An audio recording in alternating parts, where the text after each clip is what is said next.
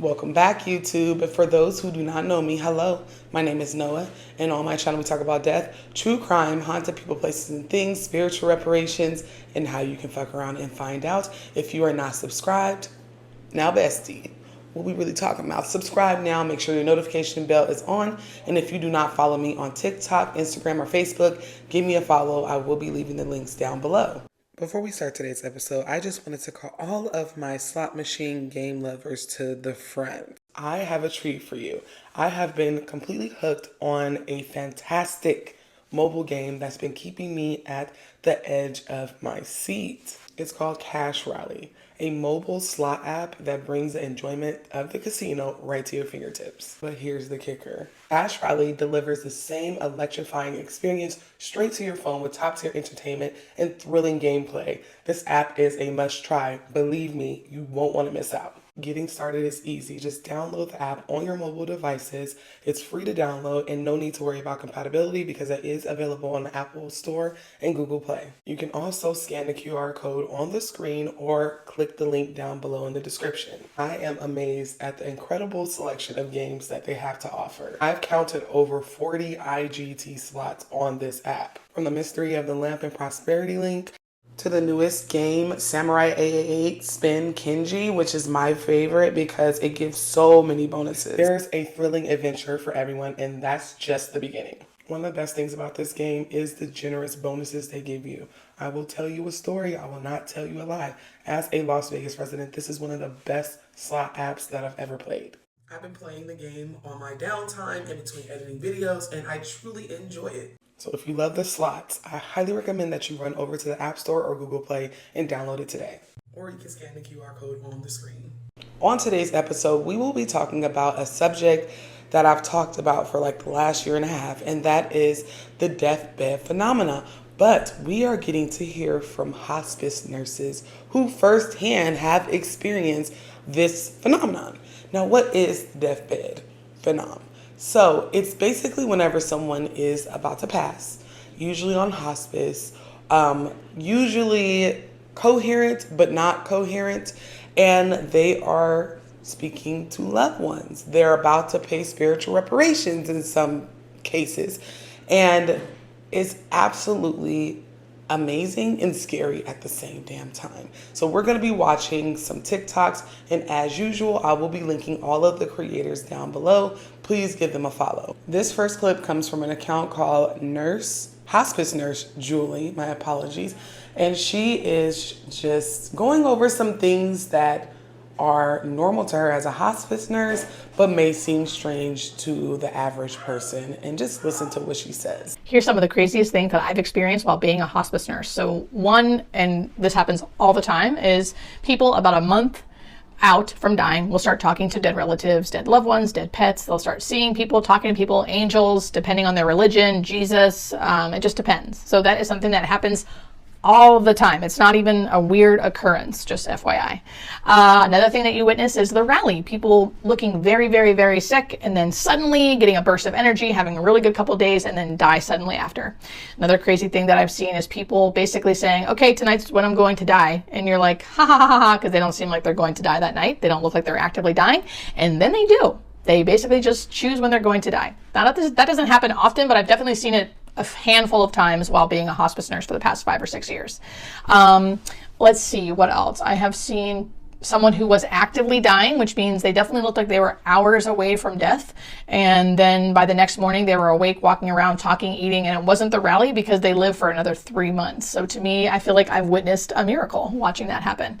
Let me know any crazy stories that you might have witnessed from your loved ones on hospice during the death and dying process.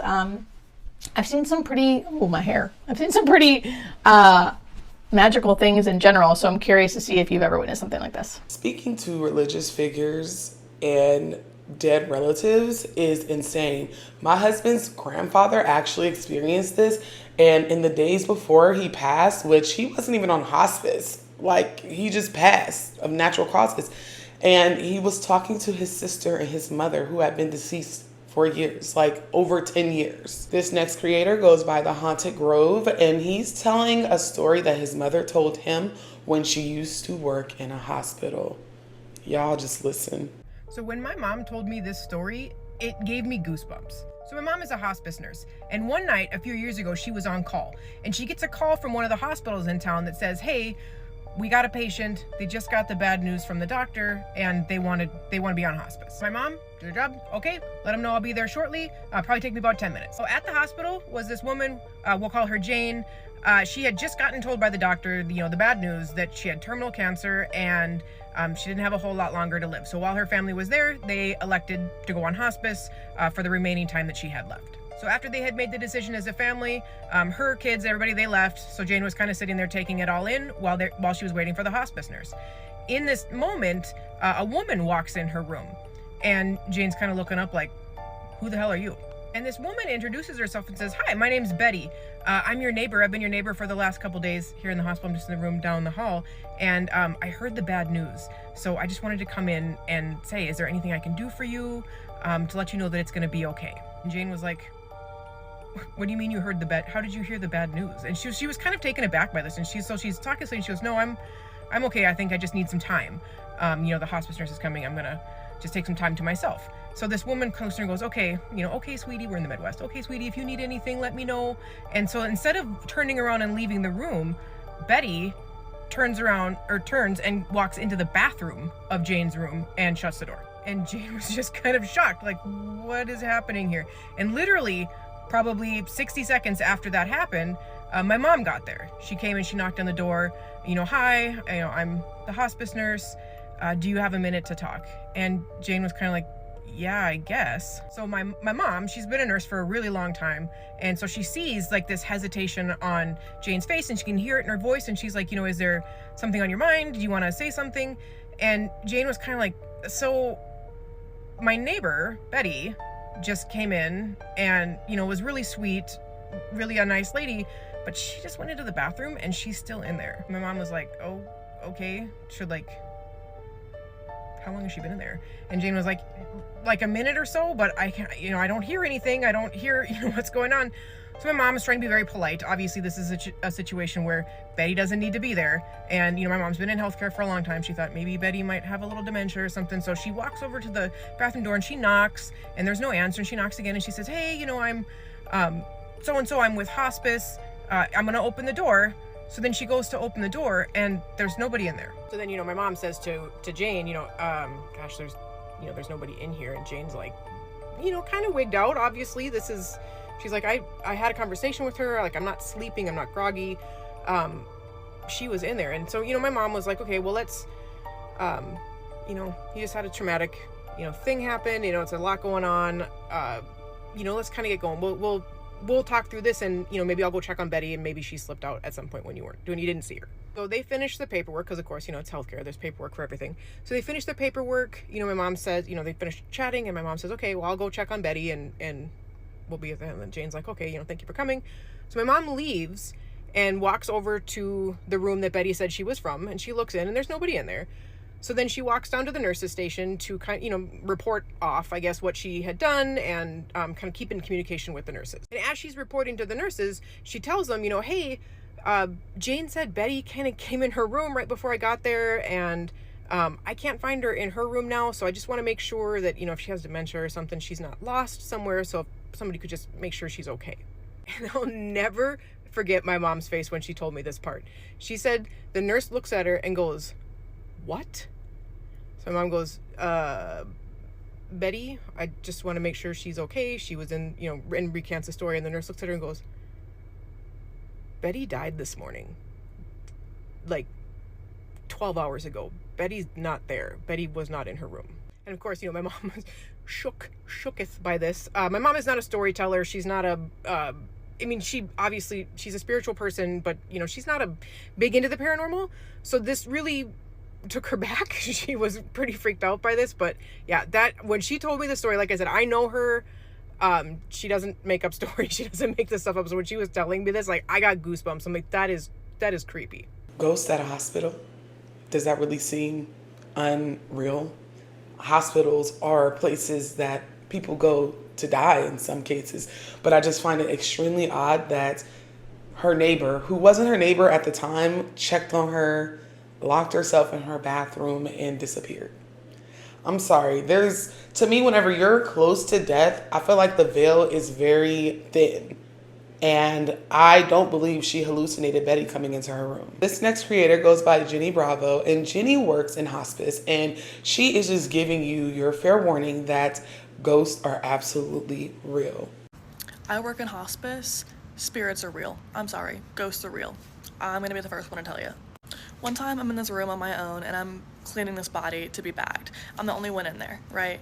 I'm by the body. The bathroom call light starts going off, like ringing. And I'm like, so I walk in there, press the little button, turn it off. Walk back out there, starts going off again. I walk back in there, turn it off. I walk back out to the body and the call light, it's like next to her, is buzzing, like it's making a buzzing noise. They don't do that.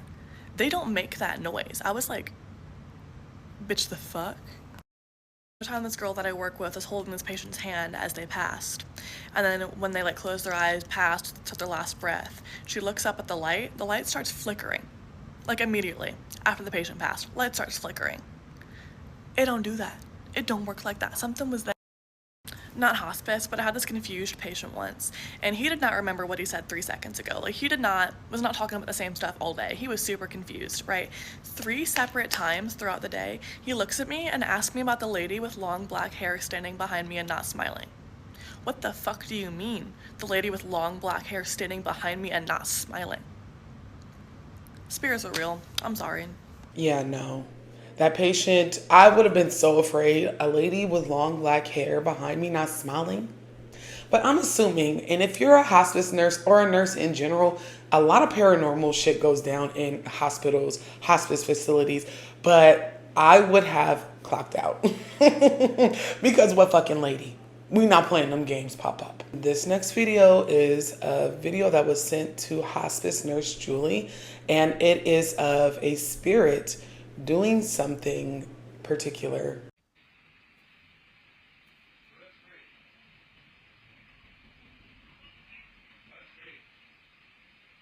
That was camera footage that a follower of mine sent to me.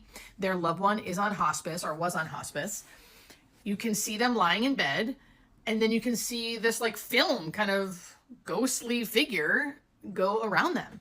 My follower said that she frequently woke up because the baby monitor, that's the baby monitor watching her loved one to keep them safe at night, would frequently go off because he would be talking to someone that they couldn't see on the monitor. He always would say that their mother, who had died, would always come and kiss him at night. And then she captured that footage. Let me show you again.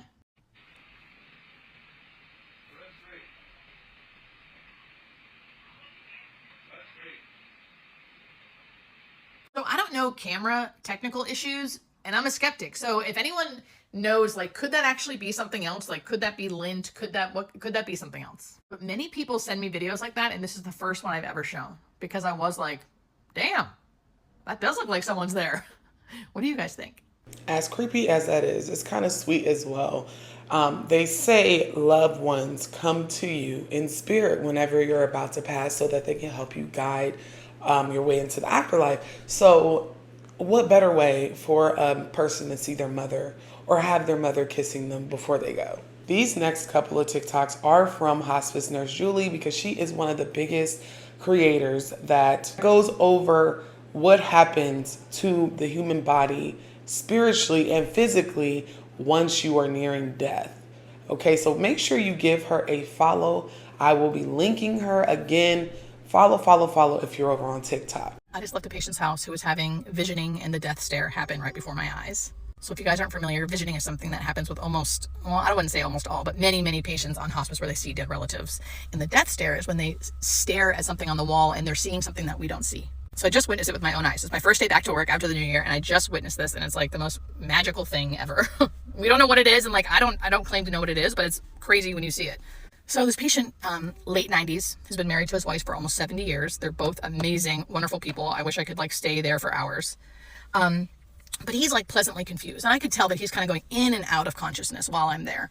And he'll be like present with you looking and then suddenly not present. And his eyes will be like glazed over and fixed to the ceiling. And then a big smile comes on his face. I saw it happen like the whole time I was there, like intermittently every 20 minutes. And I wanted his wife to make sure she saw this. I wanted to point it out to her so I could say, this is what we call like the death stare. And it usually means someone's going to die within the next few weeks. I wanted to make sure she understood that so she knew kind of a timeline. And I'm like, of course we don't know for sure, but this is generally what I see. And she took it so well and was like, oh no, honey, he's been doing that for like a couple weeks. And the other day I asked him, what are you staring at? Because he stares very clearly and doesn't break the stare and doesn't even follow directions when he's doing that. And with a big smile on his face. And she said, I asked him what he was seeing. And I was like, you did? What did he say? And he said, Jesus. And my message is not about like, so Jesus is the thing. My message, because I've heard this many times, and it doesn't always have to be Jesus, and sometimes it's not. But he happens to be Christian, so it's Jesus. And he's obviously and clearly comforted by that, and so is she. I mean, he's sitting there with a big grin on his face. And it's just so beautiful and like magical to like really witness that. And that's what I was witnessing this whole visit. And then on top of that, she had a sister just recently die. And they were all very close with this sister, including him. And she was telling me how she was kind of afraid to tell him that she had died because she's not sure how much he'd understand. And she knew he'd be really sad because they were really close. But the other day she decided to tell him because she felt bad keeping it from him. So she went into the room and said, so-and-so, I have something to tell you. And he doesn't normally respond or talk, but he said, what is it? And so she was even surprised by that. She said, so-and-so just died, last week. And she said he looked at her and said, oh, I know. And she couldn't believe, one, he was responding, and then two, he said that he knew. And she goes, you did? Who told you? And he said, she did. She came to me and told me. You guys? I don't know. I mean, I have witnessed this so many times. I don't know why today it hit me so hard. I think because I feel like I was like witnessing it in real time, and this couple was so sweet and so amazing. I don't know.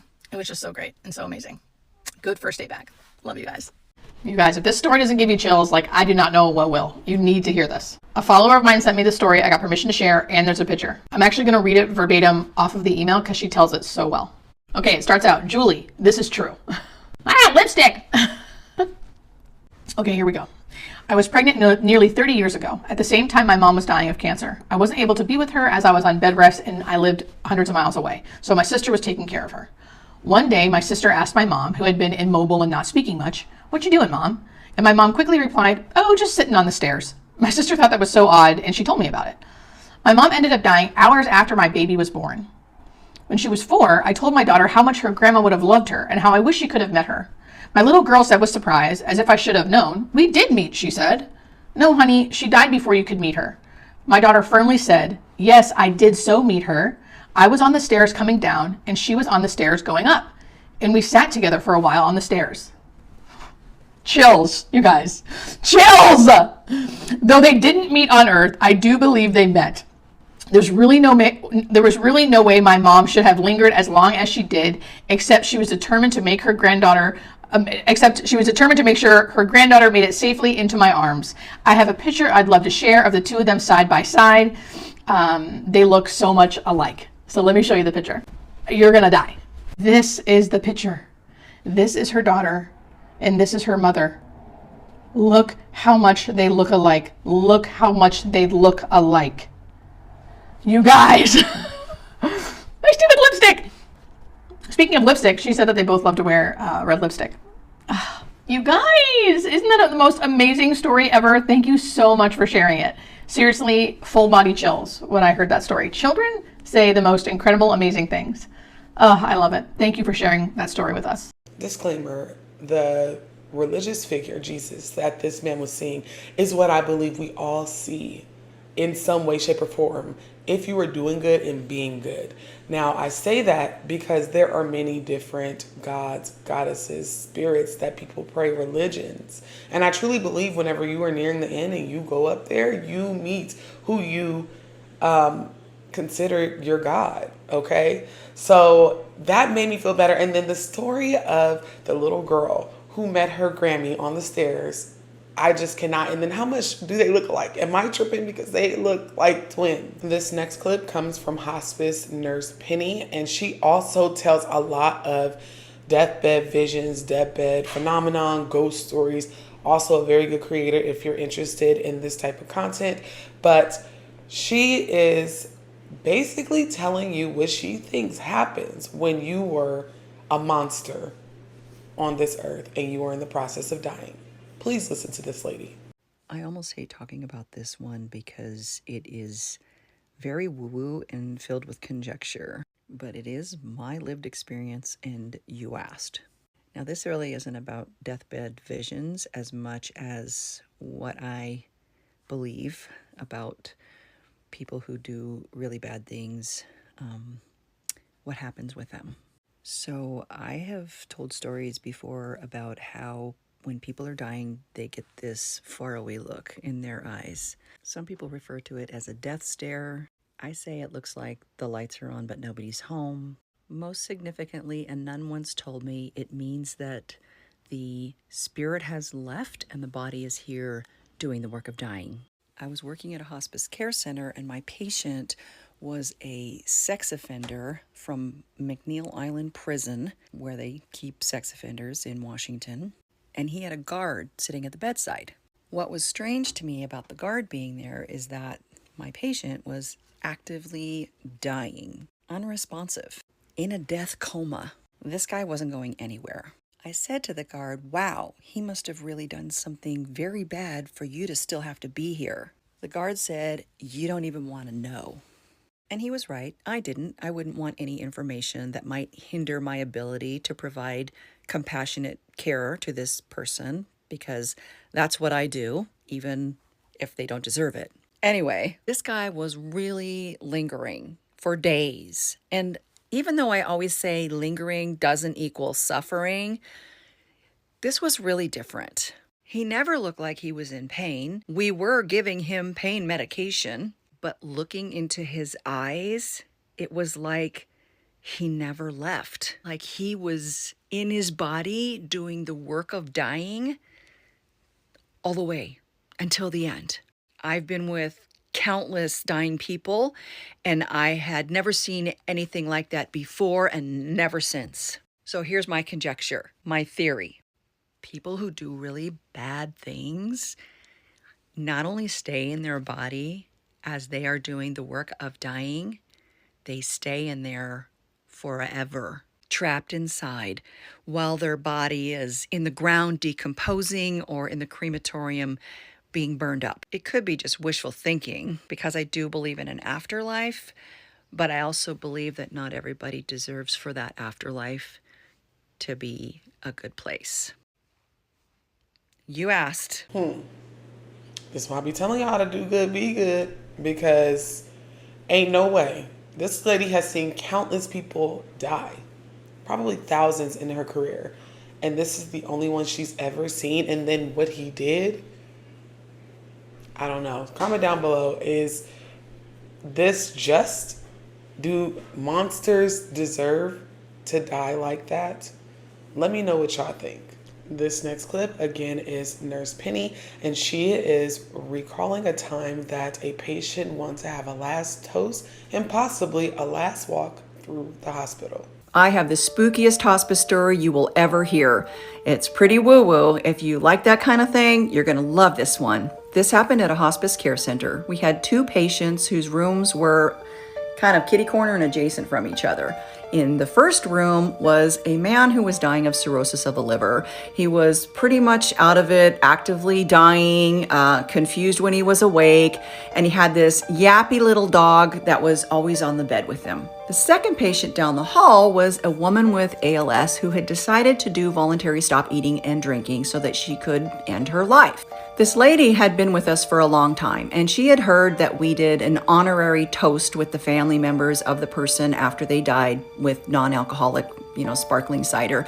And she decided that she would like to have that done before she died. It had been 3 weeks since she had anything to eat at all. She'd still had a cup of coffee each morning, but she had stopped eating completely, and she was really getting close to the end of her life. So one night she summons the evening staff and she says, I want to do the toast now. Meanwhile, down the hall, our guy with the liver disease is pretty much unresponsive, and for once his yappy little dog is not being yappy. The dog is just sleeping on the bed and the family is in the room with him. So the staff is gathered around Our Lady, and they all have their little champagne flutes with their fake champagne, and they're each saying something about her, and after the last person speaks, she dies. That by itself is very woo-woo, because people rarely have a moment where they say, I'm gonna die, and then they die, or they call everybody in and say, it's time, I'm gonna die, and then they die. This doesn't happen very often, but it happened in this case. So she's dead. And now down the hall, this little yappy sleeping dog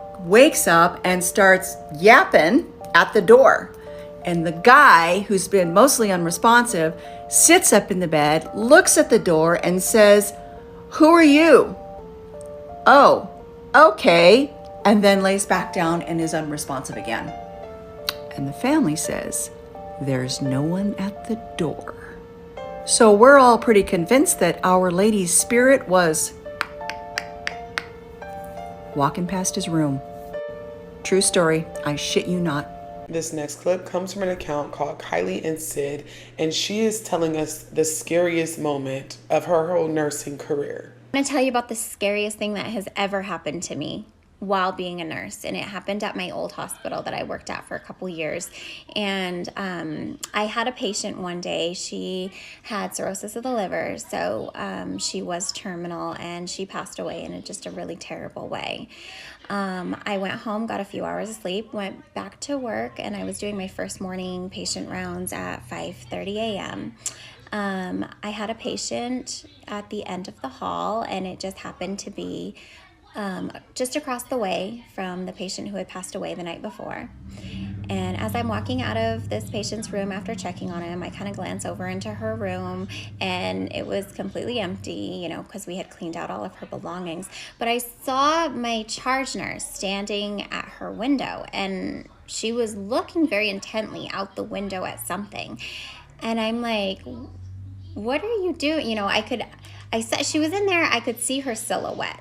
So it was really dark, and the sun was just starting to come up enough for me to see the silhouette of her body. And I'm like, "What are you doing in here?" And she slowly like turns her body, and she looks at me and doesn't say anything. So I'm like, "Okay, weirdo, you're like starting to freak me out. Seriously, why are you in here?" And I flipped the light switch on, and as soon as the lights came on, no one was there. I have additional questions because, pardon me, what do you mean you're charge nurse? I mean, that sounds like a shapeshifter or a skinwalker, because why would it be in the form of your charge nurse? No, you gotta come back over here and tell us the rest of that story, sis. This next clip is of Nurse Penny giving us the disclaimer, or giving us the fair warning that we all gotta die, and it does not matter what religion you are. It all happens the same. Just listen to her. Mama. 你看到你妈妈是不是？是啊。你看错了啦，不是你妈妈啦。是你妈妈吗？你确定是你妈妈吗？妈妈。Mama. Mama. It does not matter what your spiritual, religious, or cultural practices are. It doesn't matter where you are. It doesn't matter who you are. It doesn't matter what you believe. When you are dying, there is a very good possibility that you are going to experience seeing visions of your deceased loved ones. We don't know why it happens, and it doesn't really matter, because it brings so much comfort to the dying person and to the survivors who are lucky enough to witness it. My heart, that man seen his mom and he turned back into a little boy. He was so excited. And I really think whenever you are dying or close to it, the veil is just so thin. And I also, like I said earlier, I believe they come and get you to guide you on into the afterlife and on the other side. There's levels to this. We have had plenty of videos that we went over, near-death experiences and what they see. So that warmed my heart. I'm not gonna lie. I'm a stickler for stuff like that. This next video is yours truly in my early TikTok days, and I was submitted a story because I was doing content on the deathbed phenomenon, and I was submitted a story by my TikTok cousin, and it is of the time she was a worker in the oldest psych facility in Philadelphia. I may or may not have shared this with you guys before, But just listen to the story because it's absolutely crazy. Y'all got cheated with the Miss Sue story because that music was so goddamn loud. I don't know where the volume adjusted itself because I put it on 10% and it came out at 300. So let's go ahead and just run that back for the people where the music was so distracting that they couldn't even get into the story. So this came from one of my followers named Nova Hans, and she basically told a story about how she worked in the second oldest psych facility in Philadelphia, Pennsylvania, and she had a patient named Betty, and her roommate name was Sue. One day out of nowhere, Miss Betty said that she wanted to change rooms. Confused by this, of course, Nova was like, why would you want to change rooms? I thought you guys were friends. And Miss Betty politely corrected her and was like, we are not friends. Okay, we are associates at best. And then proceeds to tell Nova the reason why she wants to change her room is because of the black woman that's been visiting them every night at 10 p.m. like clockwork. So Nova was like, what black lady, right? And Miss Betty says, listen, it's a black woman that comes here to visit Miss Sue. She is a young woman in her 20s, dressed very nicely, except she has a noose around her neck, her eyes are missing, and her face is swollen. She also says that the night before she had a terrible nightmare. She knows what Miss Sue did to this young lady, and basically that the young lady let her know that she was coming to collect rent. Okay? And Miss Betty didn't want any parts of it. So they agreed and they moved her room. Once they got Miss Betty out of the room, the spiritual reparations commenced. Okay? I'm going to insert the video again. Hopefully you guys can hear it because I was shook. Okay? You cannot tell me that you don't pay for the shit you do in life whenever you're about to be unalive. Okay? I wanted to kind of do a partial video response, even though my story is in the comments. It's a lot of nuance to that story. So this is like the follow-up to that. So where I left off was, that night, Miss Sue is screaming, like I said in the comments, I'm sorry, I'm sorry, I'm sorry. Now, I worked 11A to 11P. So I was there. Me and the team were there to hear her screaming, right? So we all run down to the room to see what's going on. Miss Sue in there fighting for her whole life. Like her whole life. Hands is swinging everywhere. So we kind of jump on Miss Sue to kind of stop her from screaming. And she's like, let me go, let me go. They're coming to drag me to hell. And we all jump back like, what the fresh hell is this happening right now? And we're like, what is going on? And she says, in her hysteria, still swinging at the air. She's swinging at the air. She says, and it's giving me chills because I clearly remember her saying, I'm going to hell because I killed this girl. Excuse me? Little southern white lady, what'd you just say? She's swinging, like swinging at the air, like who, what, they, them was coming for her ass. And there was nothing we could do about it. It's literally nothing we could do. We just watched in horror. And then Stu let out this blood curling, like, it wasn't a wail, it wasn't a scream, it was a sound I'd never heard before and pray I never have to hear again. And then it went quiet. And she fell back in the bed. Didn't she have a massive heart attack? Sue had a massive heart attack. That young lady, that black girl came, and whoever else was involved came and got Sue ass that night. I said, you know what? I don't think I'm going to stay inside. But I ended up staying inside. Yeah, so that's really the end of that story. All right, y'all, bye. I've said it once and I'll say it again. Them spiritual reparations got to be paid on time, and they want cold hard cash because everybody's experience passing is not peaceful, especially whenever you've been out here being a miscreant. This next clip comes from B. Nicole. We have featured her on the channel before, and she is recalling the time that she was a CNA, not a hospice nurse, but a CNA in a long-term health facility, care facility. And her residents heard some very interesting noises. Hey, when you see me on your For You page, you already know what it is. I got another story. So this one takes place after COVID, like 2020, 2021. It's got to be 2020 because I hadn't had my daughter yet. But again, working for the CNA agency that I talked about working for before, they had sent me to this new facility that I had never been to. This night I was doing 3 to 11. I had learned my lesson about that 11 to 7, baby. I learned to leave that where that's at. But I get there at 3, I'm doing my rounds, I'm taking care of everybody like I'm supposed to be taking care of them. I'm getting ready for dinner. I think dinner was around 6. And then pretty much after 6, they told me that the shift was pretty much easy after that because everybody went to bed and they would sleep. What I didn't know about this facility is actually it was a 2-story facility. So they had like a first floor and a second floor. This was something coming from a small town. I did not know they had no 2-floor nursing home facilities. So since I had patients at the end of the first hall, I also had patients upstairs because you just had like 11, 12, 13, 14, and then 16 and 17 or whatever was upstairs. So I had to go upstairs. Good thing was that they did have an elevator, so I didn't have to walk up and down the stairs pregnant or nothing like that. So I go upstairs to meet my resident. It's this sweet older man. We talk for a little bit. Everything's good. I told him if he needs anything, hit his call light, and I would be right upstairs to check on him and make sure that he's okay. He told me that he was fine, to turn off the lights, and he was going to go to bed. This resident was in like room 7. That means that the room in the floor under him would have been like room 14 or something like that. This resident was a woman, and I went in to check on her and make sure she was okay too. She said she was fine, but the only complaint that she had was that it sounded like somebody was scratching on her ceiling. So immediately I'm like, okay, if somebody's scratching on your ceiling, that means they're scratching on the resident upstairs. Something has to be scratching on his floor. So I go upstairs to make sure he's okay and he's not out of bed or anything, because I just talked to him and he said he was going to sleep. I cut the lights off. He hasn't hit a call light or anything. I go in there, he's completely knocked out in his bed. When I come in, he wakes up and I ask him, I say, hey, do you know anything about any scratching noises or anything like that? The resident downstairs says that she can hear scratching. He said, it's actually funny that you say that because I've been hearing scratching come from the wardrobe closet in the corner over there.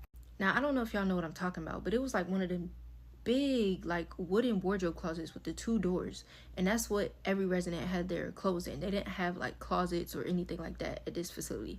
Everybody had a big wooden wardrobe closet. So I said, that's weird. At this point, he had his little side table lamp on. I went and cut the big light on, and I went to go open the wardrobe closet and see if something was in the wardrobe closet. But before I did that, someone was like, Brittany, you should probably call somebody in here.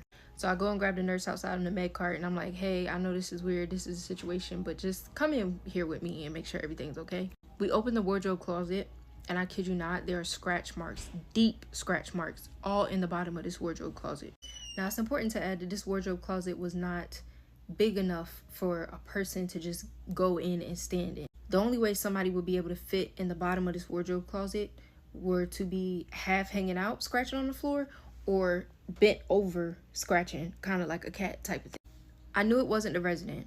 The resident was bedbound for the most part. He is not getting out of that bed. So who is scratching this wardrobe closet, okay? We go downstairs, we call security, we get them to check the hallway cameras. Nobody is in the camera or on the camera coming down the hall going into his room. He's not leaving his room. Again, he's bedbound. He's not getting out of that bed.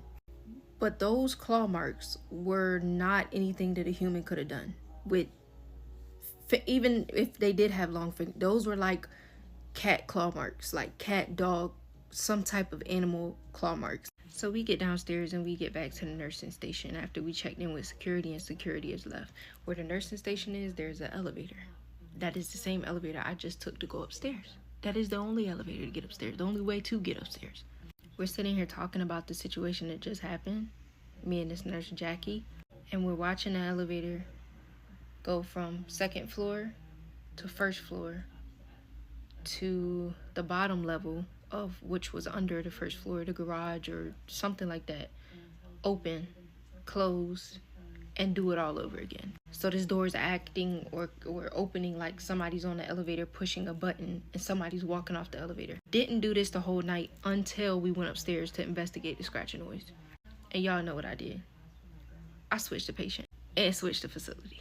Get somebody else to do it. My good sis said, get somebody else to do it. Not you quitting that job and going to another one.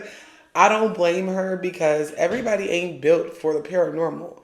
Hell, some days I question if I'm built for the paranormal. This next video comes from an account called TK, and he is sitting with his grandmother who is in hospice, and his grandmother sees something on the side of her bed.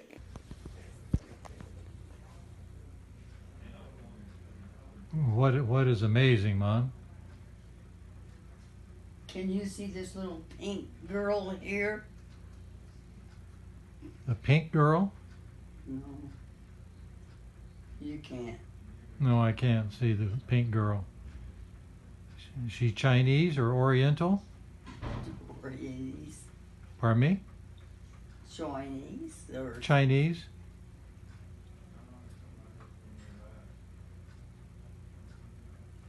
party toiler. Parter. They're having a party? What kind of, is it a birthday party with kids? Who's having the birthday party? Oh, I don't know.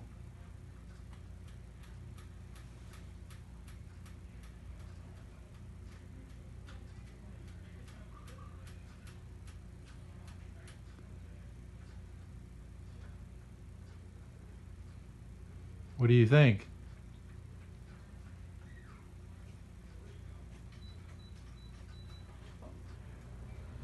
There's one. Top all Taylor Doyle's. Taylor's there? Hmm? Taylor's there? Taylor. Yeah, I thought you said Taylor. Insane. Okay, and the user did mention that he asked if the little girl was Asian because she lived overseas in an Asian country for years.